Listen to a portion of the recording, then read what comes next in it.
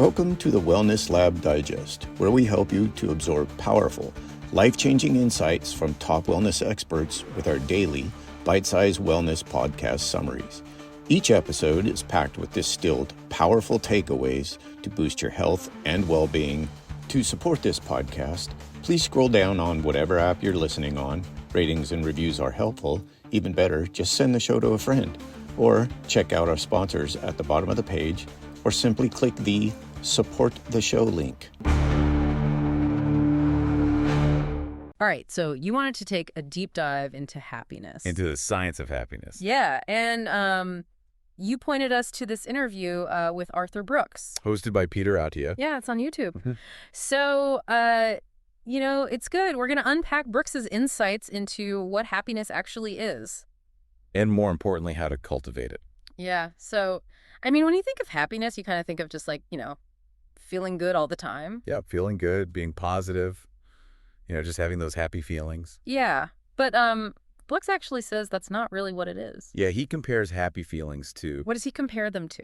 Well, say, the smell of Thanksgiving dinner. Oh, okay. It's a sign that there's something good, but it's not the whole meal. Mm. It's like those happy feelings are a hint that there's something deeper going on. Okay, I like that analogy. So if happiness isn't just about those good vibes 24/7, then what is it? What is it really about? Well, Brooks says those happy feelings are actually driven by the limbic system. Oh, okay. The emotional part of our brains. Right. That reacts in the moment. Mm-hmm. And sometimes it overreacts or gets things wrong. Yeah. Which explains those roller coaster moods we all experience sometimes. Oh, totally. Yeah, remember that time you thought you lost your phone and then you found it? Oh, yeah, in your back pocket the whole time. Exactly. The relief was intense. Yeah. But it's it makes you realize how much power we give to those fleeting feelings. Mm-hmm.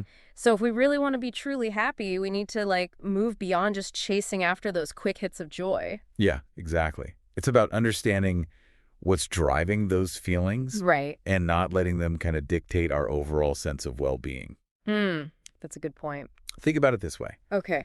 If you want to build a successful business, yeah, you can't just make decisions based on, what feels good at the moment. Right. Sometimes you got to make tough calls. Mm-hmm. That might not feel great initially. Yeah. But they'll benefit the company in the long run. And I think Brooks argues that similar to living a happy life, it's about making choices that cultivate lasting happiness. Yeah. Even if they require a little discipline. Yeah, or delayed gratification. Right. So, we're the CEOs of our own happiness. Yeah, exactly. Making strategic decisions. Rather than just reacting emotionally. Yeah, exactly. I like that.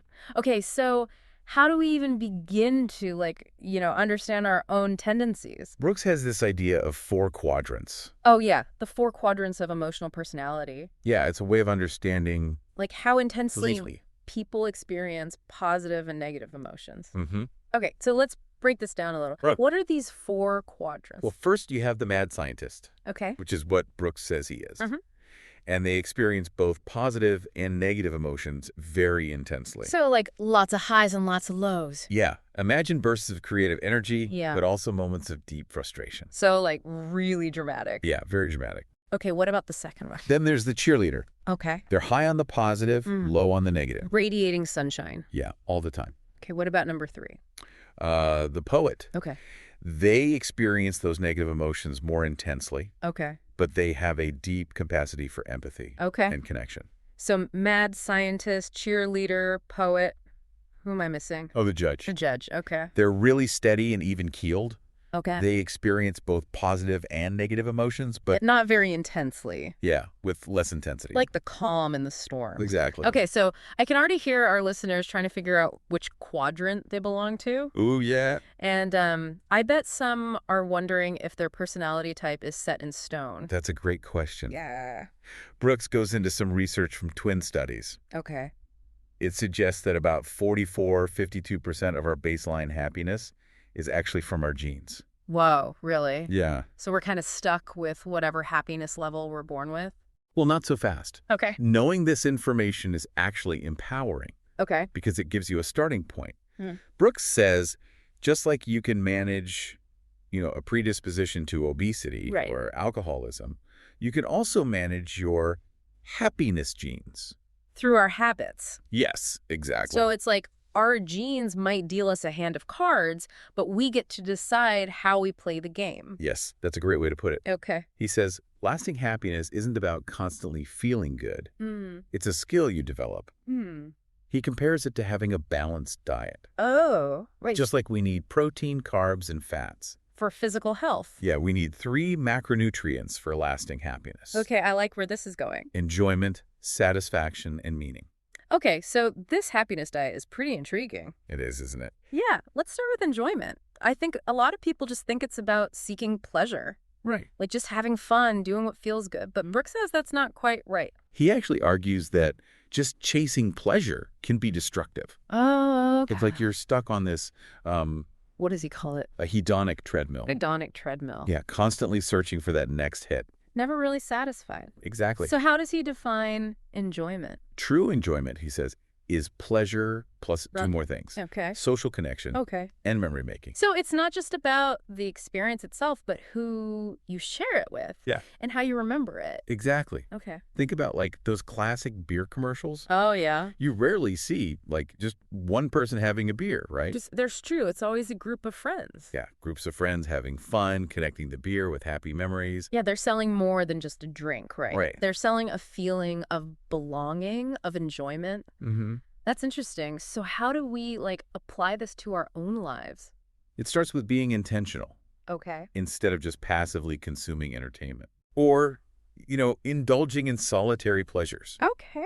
Think about how you can create experiences that involve connection Yeah. and memory making. Mm-hmm. Like maybe it's a weekend trip with friends, Yeah. or taking a cooking class with your partner, Yeah. or even having a regular family game night. Yeah. The key is to actively seek out those moments that'll create lasting memories Right. and strengthen those social bonds. So investing in those experiences that will nourish us Yeah. long after that initial, excitement fades. Exactly. That makes a lot of sense. Okay, so we've talked about enjoyment. What about satisfaction? Well, this is where Brooks gets into evolutionary psychology. Okay, I love evolutionary psychology. Lay it on me. He says we are wired to feel satisfied after a struggle, Okay. but that feeling is designed to be fleeting. Wait, what? Why would Mother Nature do us like that? It might seem cruel, Yeah. but think about it. If the feeling of accomplishment lasted forever, Mm-hmm. we might just stop striving. We'd just be complacent. Right. Yeah. And that wouldn't be good for our survival as a species.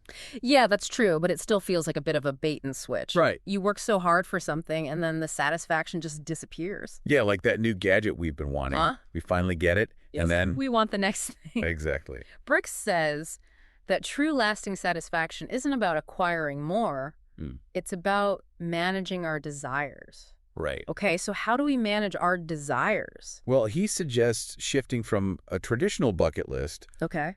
to a reverse bucket list. A reverse bucket list, what is that? Instead of adding things, You cross things off. yes, you choose to detach from certain desires. So wanting less can actually lead to more satisfaction. Exactly. Brooks says when we learn to control our wants Mm-hmm. and be content with what we have, Then we can experience true satisfaction. yeah, lasting satisfaction. It's like prioritizing what really matters. Yeah, Letting go of those things that are just distractions. that's a great way to put it. Okay, so we've covered enjoyment and satisfaction. What about meaning? Meaning, according to Brooks, is the most crucial element of lasting happiness. Okay. It's like the protein in a fulfilling life. So it's like the substance. Yeah, the substance that gives everything else its shape and purpose. Yeah. Okay, so how does he define meaning? He breaks it down into 3 components. Yeah. Coherence, Mm-hmm. purpose, Okay. and significance. Okay, so break those down for me. Well, coherence is that feeling that things happen for a reason. Okay, so there's logic to life. Yeah, like there's an order, even when things feel chaotic. Yeah, yeah. And then purpose. Okay. That's about having direction, Right. a sense that you're moving towards something. Yeah, like your life has a trajectory. It's not just about getting through each day. Mm-hmm. And significance. Yeah. That's the need to feel like you matter. Like you're making a difference. Exactly. Okay, I can see how those 3 things could be the foundation for a meaningful life. Yeah, absolutely. But, I think for a lot of people, especially if they're not religious, finding meaning can be really challenging. It can be, and Brooks acknowledges that. Mm. He says that finding meaning and purpose doesn't require following any specific faith. Right. It's about finding experiences that help us tap into something bigger than ourselves. Something that reminds us we're part of something vast. Yes, exactly. Connected to something larger. Yeah. So what are some of those experiences that help us find meaning outside of religion? Brooks points to awe and wonder. Okay.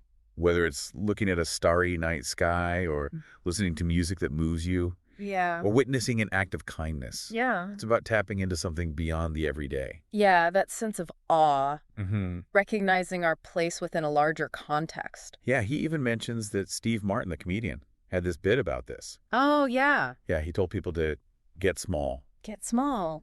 meaning to recognize our smallness in the grand scheme of things. Okay. Yeah, I remember that bit.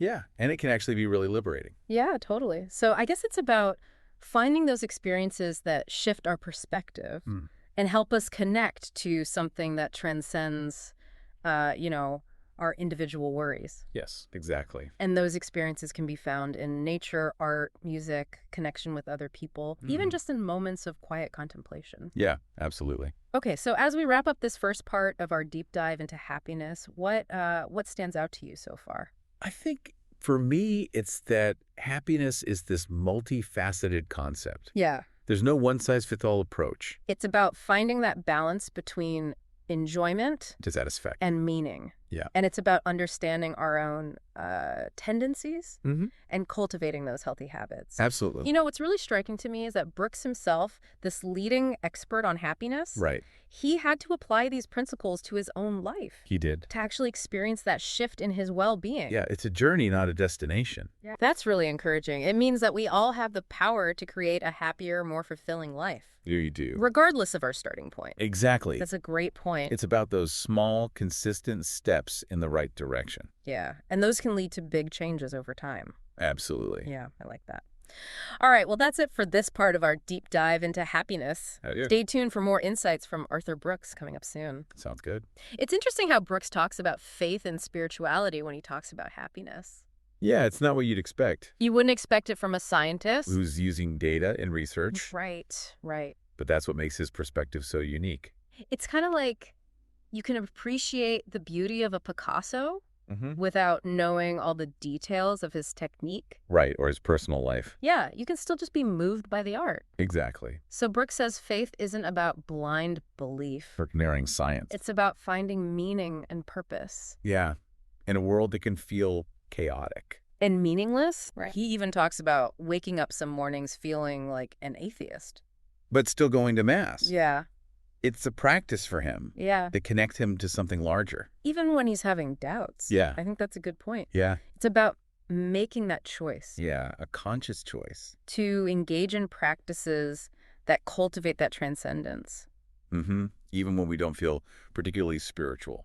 or religious. Right, exactly. So happiness isn't just about like passively waiting for good feelings. Mm-hmm. It's about creating the conditions for those feelings to arise. Right, exactly. And that includes nurturing our spiritual life, Mm-hmm. even when we don't feel like it. Even if it takes discipline, Yeah, I get that. going against those doubts. Now, some of our listeners, might not be religious or spiritual at all, Right. and that's okay. Yeah.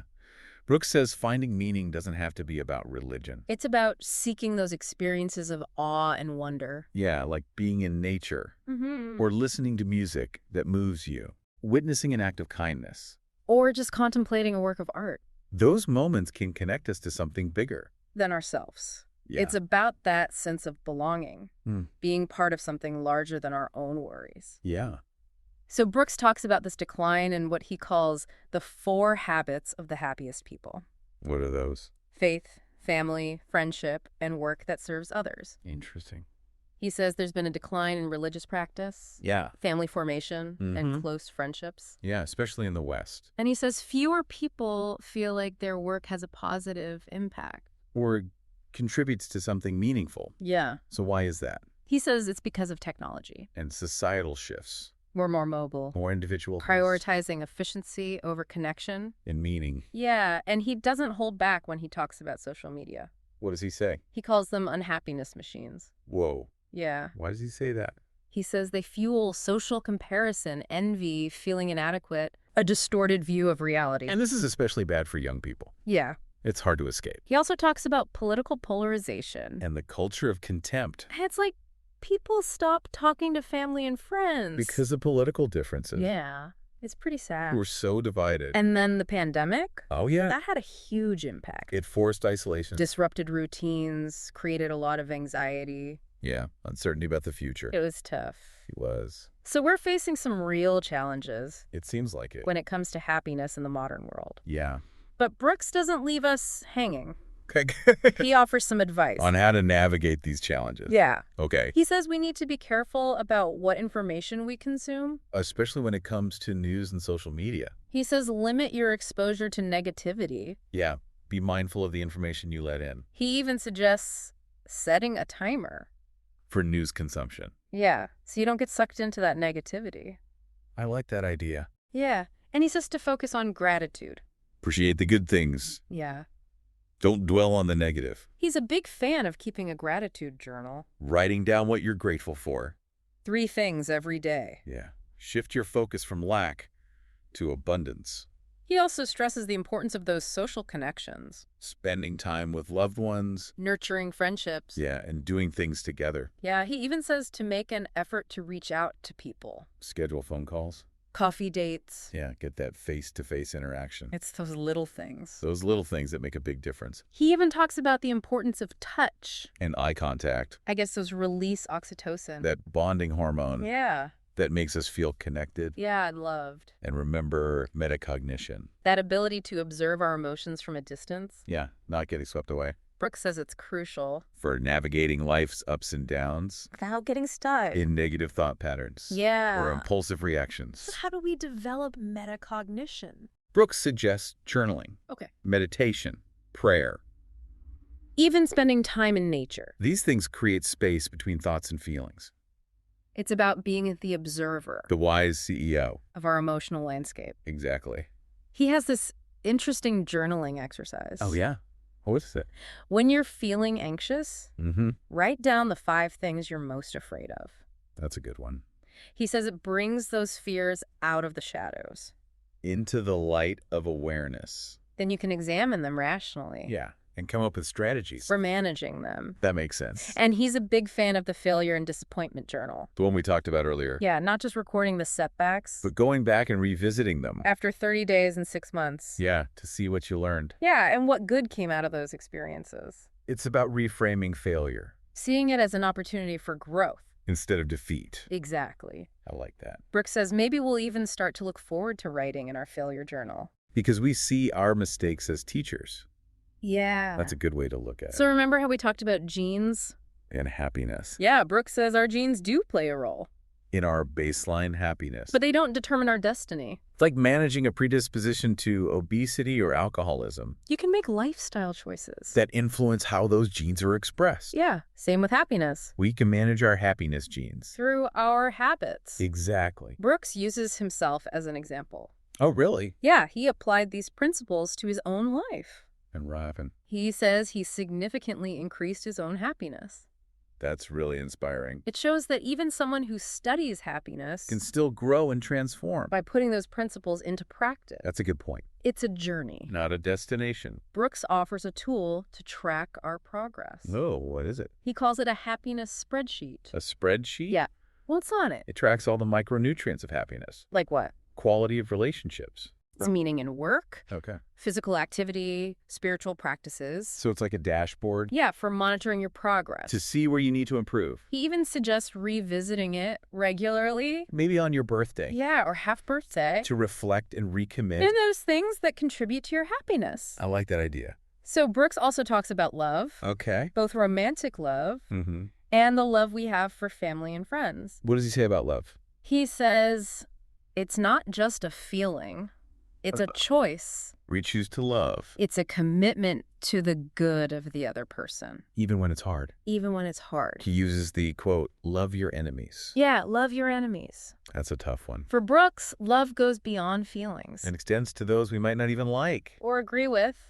It's about acting in loving ways. even when our emotions are pulling us in a different direction. Yeah. He emphasizes gratitude and appreciation in relationships. Expressing love and appreciation Regularly. strengthens bonds and increases happiness. It's like making deposits in the emotional bank account. I like that analogy. So let's get back to that idea of minimizing our mirrors. The one Brooks says is so important. Yeah, he says we need to spend less time obsessing over how we appear to others. And more time engaging with the world. With curiosity and openness. Less self-consciousness, more connection. Yeah. So what are some things we can do? Reduce social media notifications. Spend less time on our phones. Be more present. Yeah, in the physical world. Brooks even suggests getting rid of some mirrors in our homes. That's a pretty drastic step. It is, but it makes you think. It does. It's about breaking free from that self-scrutiny. And rediscovering the joy of experiencing life. Without that filter of self-judgment. I like that. The goal is to shift our focus. Away from self-evaluation. And back to engaging with the world. With curiosity. Wonder and a sense of connection. Yeah, it's about reclaiming the observing self. The I self. Not the me self that's constantly being judged. He even tells a story about a fitness model. Oh, yeah. Who took out all the mirrors in his apartment. Wow, really? And showered in the dark for a year. That's dedication. Yeah, it shows how obsessed we are with our image. It's true. Especially in a culture that values appearance. Yeah, it's everywhere. So do you have any mirrors in your life you can minimize? That's a good question. I think we all have those areas where we compare ourselves to others. Or feel pressure to present a certain image. Maybe it's spending less time on social media? Or being more mindful of how we talk to ourselves. Even unsubscribing from those emails that make us feel bad. Yeah, good point. It's about being aware of those things that fuel the me-self. Yeah. And choosing to step back. That makes sense. So Brooks says happiness isn't a lottery ticket. It's a skill. It's something you cultivate. Through knowledge, choices, and habits. Like any skill, it takes effort. And practice. It's not about achieving some perfect state. Yeah, it's about constantly evolving. Expanding our capacity for joy. Meaning and connection. He wants us to think about our own happiness spreadsheets. Tracking those elements of well-being. What stood out to you from his approach? That's a good question. Is there one thing you could start doing differently today to shift your happiness trajectory? It's a good question to think about. It's about taking ownership of our happiness. It is. Remember, even small actions can make a big difference. Brooks says he wasn't born a happy person. But he chose to become one. By putting these principles into practice. It's so inspiring. It is. It's about making those choices. Cultivating healthy habits. Nurturing those things that bring us joy. Yeah. It's about embracing the journey. Knowing there will be ups and downs. But always striving to move in a positive direction. And remembering we have the power to choose happiness. Not as a destination. But as a way of life. That's a great point. I like that. Before we move on to the last part of our deep dive, Okay. I want to leave you with a question. If you were to create your own happiness spreadsheet, what would you include? What would be on there? What would be your micronutrients? What areas of your life would you focus on? To cultivate more joy. Meaning and fulfillment. That's a good question to ponder. Take some time to reflect on that. Yeah. We'll continue the conversation in the next part of our exploration. Sounds good. Welcome back. So I hope you had some time to think about those micronutrients for your happiness. The ones that make up your own personal equation. Yeah, exactly.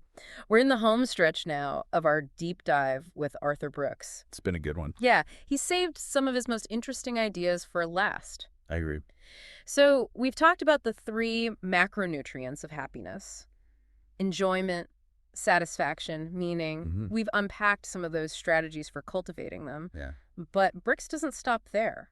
What else does he talk about? He brings up this idea of minimizing our mirrors. Minimizing our mirrors. What does he mean by that? Well, he talks about William James's concept of the I self and the me self. Okay. And he says our society, especially with social media, it pushes us to be obsessed with the me self. So constantly evaluating ourselves. Yeah, judging ourselves, curating how we appear to others. It's like this never-ending performance. Yeah, trying to get approval and validation. Instead of just living. Authentically. Right.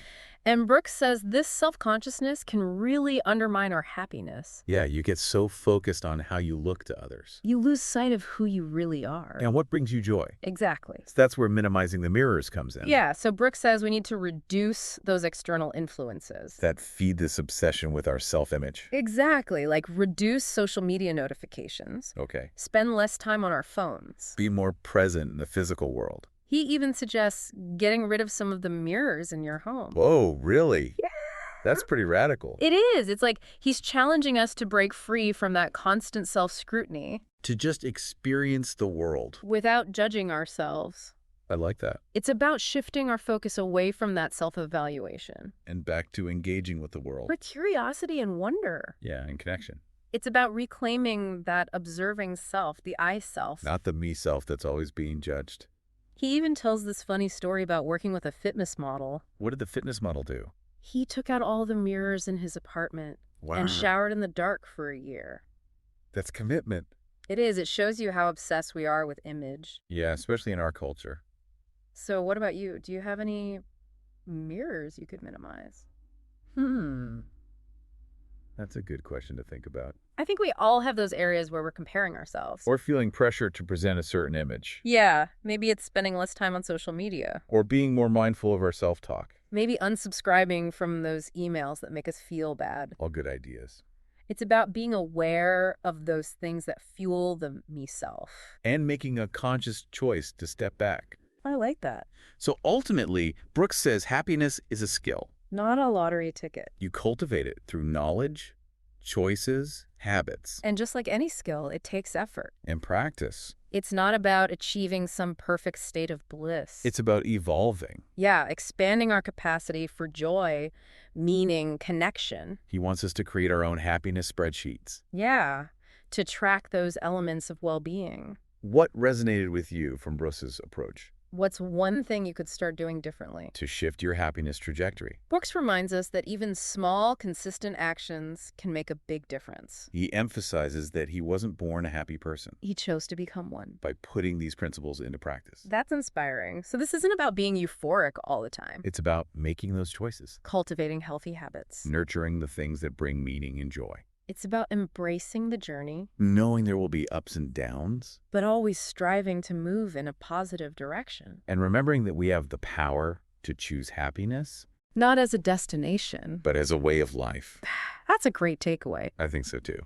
Well, that's it for our deep dive into happiness with Arthur Brooks. It was a good one. Yeah, I hope you found it helpful. Be sure to check out the original interview on YouTube. The one hosted by Peter Attia. Yeah, and let us know what you think. What are your micronutrients for happiness? What small steps can you take today to cultivate more joy and meaning in your life? Thanks for joining us. Thank you for listening to the Wellness Lab Digest. If you receive value from the podcast, I have 3 asks of you. 1, share the show on social media with your friends and tag the show at the Wellness Lab Digest on Instagram. Number 2, please leave a rating and review in whatever app you're listening on. And last but not least, please let me know what topics you would like us to cover in the future. You can contact me at empoweringmen.org/contact. And right now we have a free ebook to get you started on your wellness journey as well. That's empoweringmen.org/contact. To support this podcast, check out our sponsors at the bottom of the page or simply click the Support the Show link